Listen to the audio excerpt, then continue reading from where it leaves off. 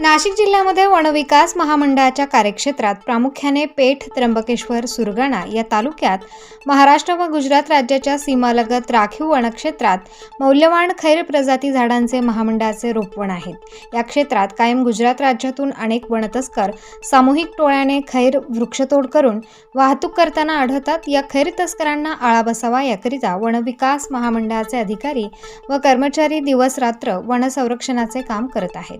पेठ तालुक्यात वनविकास महामंडळाच्या राखीव वनक्षेत्रात 15 मार्च रोजी फिरते पथक पेठ, अंबा, झरी वनपरिक्षेत्रातील वनाधिकारी रात्री गस्त करून वन संरक्षणाची कामे करत असताना त्यांना गोपनीय माहितीच्या आधारे माहिती मिळाली की वनविकास महामंडळाच्या कक्ष क्रमांक 96 गोळसपाडा बीटमधून काही अज्ञात आरोपी अवैधरित्या खैर झाडांची तोड करून त्याची वाहनाने वाहतूक गुजरात राज्यात करणार असल्याची माहिती मिळता वन अधिकाऱ्यांनी घटनास्थळावर सापळा रचून अवैधरित्या खैर झाडाची तोड करून वाहनांमध्ये भरणा करत असताना एक खैर तस्कर आरोपी किरण देवदास महाले राहणार नागाचा पाडा याला खैर नग 41 0.385 घनमीटर व महिंद्रा बोलेरो कंपनीची जीप मुद्देमालसह 5 लाख रुपयांचे मोकास्थळावर जप्त करण्यात आले व काही गुजरात राज्यातील 10 आरोपींना रात्रीचा अंधाराचा फायदा घेऊन फरार झाले। तसंच अटक केलेल्या व फरार आरोपीवर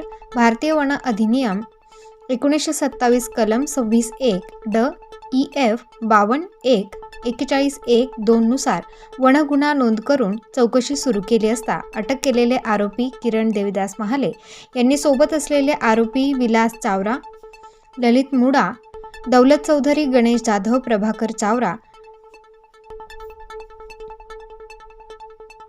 जगदीश चौरे, जगदीश भवरा, सुभाष भवर, जगदीश महाले, नवसू लोहार प्रमुख चावरा घटनास्थळावरून फरार झाल्याची कबुली दिली आहे। या फरार आरोपींचा शोध वनाधिकारी करत आहेत। अटक केलेल्या एक आरोपीला न्यायालयात हजर करण्यात आले असता नाशिक जिल्हा रुग्ण न्यायालयाने त्याला 28 मार्चपर्यंत न्यायालयीन कोठडी देण्यात आली आहे।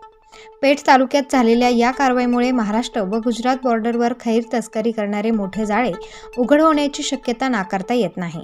या कार्यवाहीमुळे वन तस्करावर नक्कीच काही प्रमाणात अंकुश लागेल अशी परिसरात चर्चा आहे।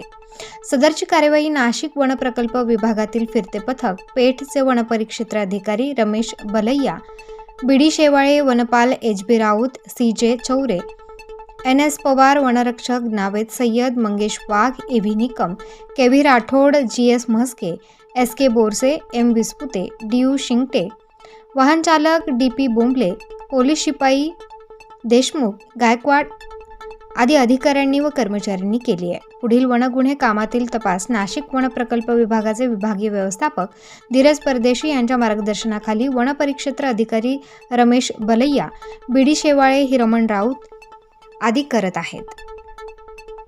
प्रतिनिधी मोहसिन पठाण, स्टार न्यूज, नाशिक।